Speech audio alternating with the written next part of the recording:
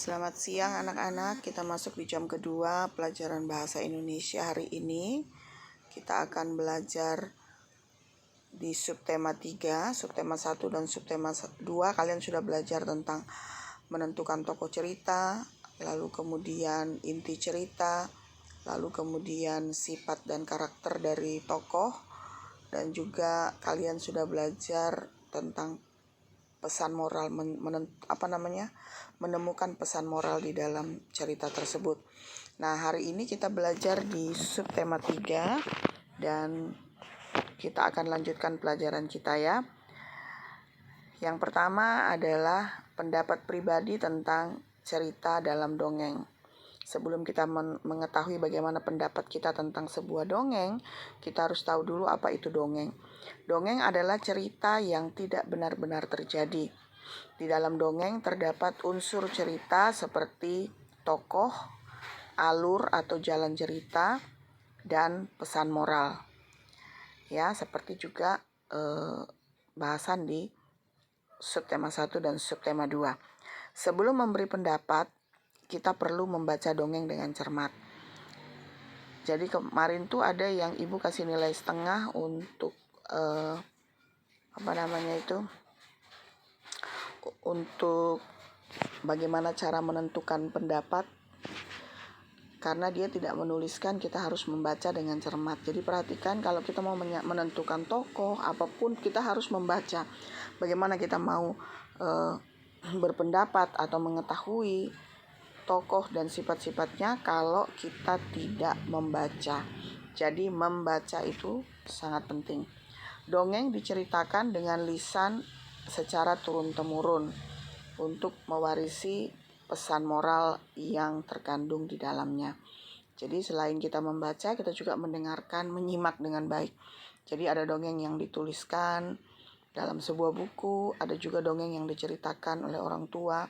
Bahkan sekarang ada dongeng yang masuk di YouTube ya, ada disebutkan situ dongeng bahasa Indonesia.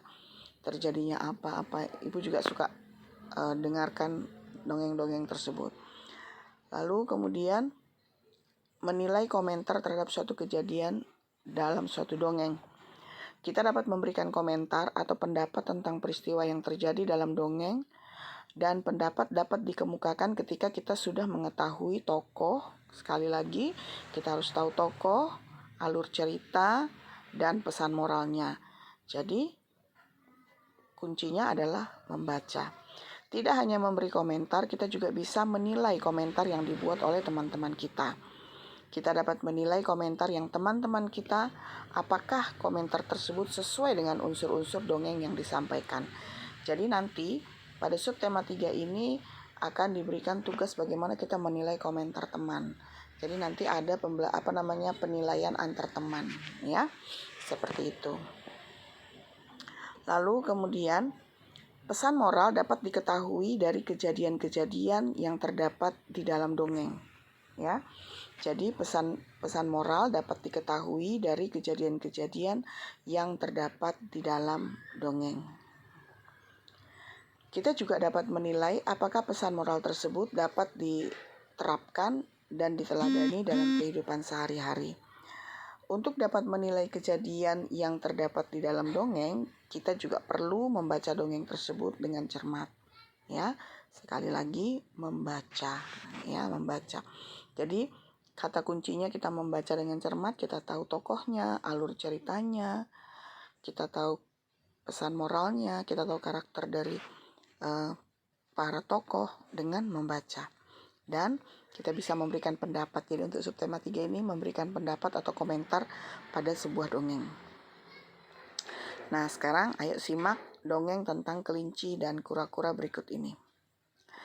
Di sebuah hutan ada seekor kelinci yang terkenal mampu berlari sangat cepat. Namun sayang, kemampuannya itu membuat dia menjadi sombong. Pada suatu hari, kura-kura, keong, dan bekicot sedang bercakap-cakap. Tiba-tiba kelinci datang menghampiri mereka dengan cepat. Debu yang berterbangan membuat 3 hewan tersebut batuk-batuk. "Hai kelinci, bisakah kamu menghargai teman-temanmu?" teriak kura-kura dengan kesal. Kura-kura tidak terima jika dia dan teman-temannya diejek seperti itu. Jangan sombong kau kelinci, ya. Rupanya kelinci itu mengejek mengejek para yang sedang berbicara itu bekicot, kura-kura dan keong. Baru kemudian kura-kura itu marah dan berkata, jangan sombong. Mendengar kalau berani, mari kita berlomba lari, katanya seperti itu. Mendengar tantangan dari kura-kura, kelinci pun tentu ketawa ya. Kita kan tahu ya, kura-kura kok jalannya pelan. Baiklah, aku akan memberimu pelajaran tentang arti kecepatan dan kemenangan, katanya kayak gitu. Akhirnya mereka pun memutuskan untuk mengadakan lomba lari. Bekicot dan keong pun ikut mendukung. Lomba lari pun dimulai. Kelinci dengan mudah memimpin lomba dan berlari jauh di depan kura-kura yang berjalan sangat lambat. Karena merasa sudah menang, kelinci berniat mengejek kura-kura. Kelinci pun memutuskan untuk beristirahat sejenak di pohon dekat garis akhir. Dia mengira kalau kura-kura pasti sulit menyusulnya. Kura-kura yang pantang menyerah terus berjalan walaupun dengan lambat. Tak lama kemudian dia melihat kelinci sedang tidur pulas di bawah pohon. Kura-kura terus berjalan dengan pasti. Kura-kura berjalan dengan hati-hati agar kelinci tidak terbangun. Beberapa saat kemudian, kura-kura pun sudah mendekati garis finish.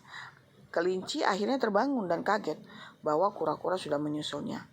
Dia langsung berlari dengan cepat untuk menyusul kura-kura. Namun sayang, kura-kura sudah berhasil melewati garis dan memenangkan pertandingan.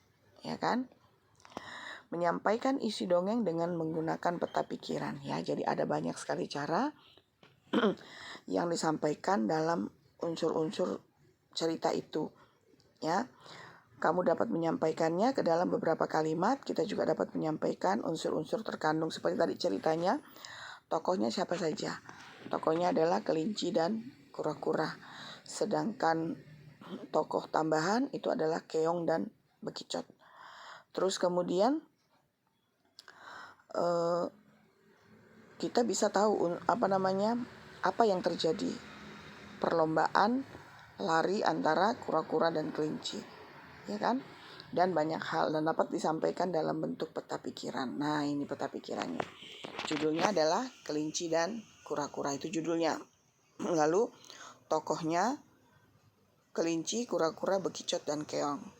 Lalu kemudian pesannya, janganlah berbuat sombong dan menganggap rendah orang lain. Tetap bersemangat dan gigih, ya. Kita harus punya sifat atau keteguhan hati seperti kura-kura.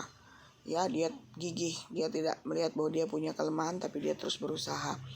Lalu sifat tokoh, kelinci sombong dan keras kepala, sedangkan kura-kura pantang menyerah.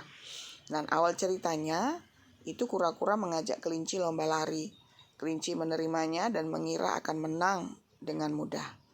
Dan akhir ceritanya adalah kura-kura berhasil sampai lebih dulu. Karena kelinci karena kesombongannya dia tidur dulu kan.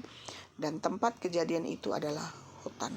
Jadi ada 7, 1 dari judul ya, 1, 2, 3, 4, 5, 6, 7 unsur dalam cerita tersebut. Jadi kalau kita bikin peta pikiran memudahkan kita untuk mengingat, ya kan? Oh, judulnya kelinci dan kura-kura. Sifatnya kelinci sombong, kura-kura pantang menyerah, begitu. Jadi memudahkan kita untuk belajar begitu ya, atau mengingat cerita tersebut. Nah, sekarang ada cerita lagi serigala yang tamak. Di sebuah hutan terdapat seekor serigala yang sedang lapar. Lalu kemudian dia melihat ada burung puyuh punya sarang gitu kan. Di dalamnya terdapat 3 butir telur. Telur ini sungguh lezat.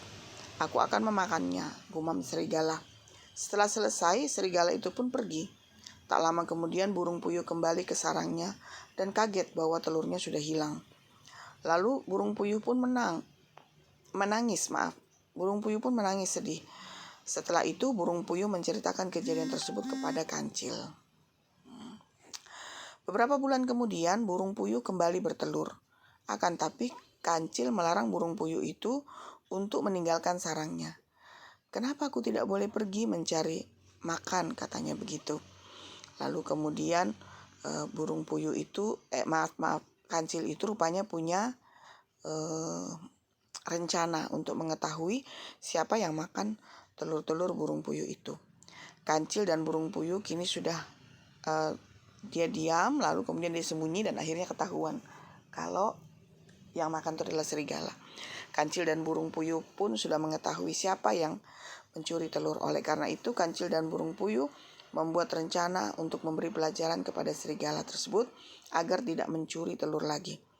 Burung puyuh meletakkan telur-telur palsu di dalam sarangnya. Seperti biasa, saat melihat telur-telur udah di sarang burung, serigala langsung ingin memakannya.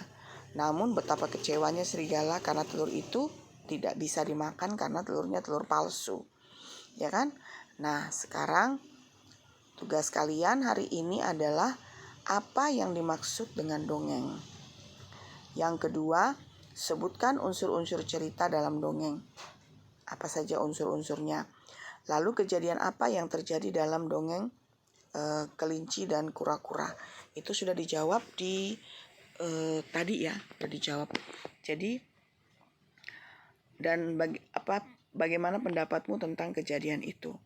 Apa pesan moral yang kamu temukan? Nah, itu sudah dijawab tadi.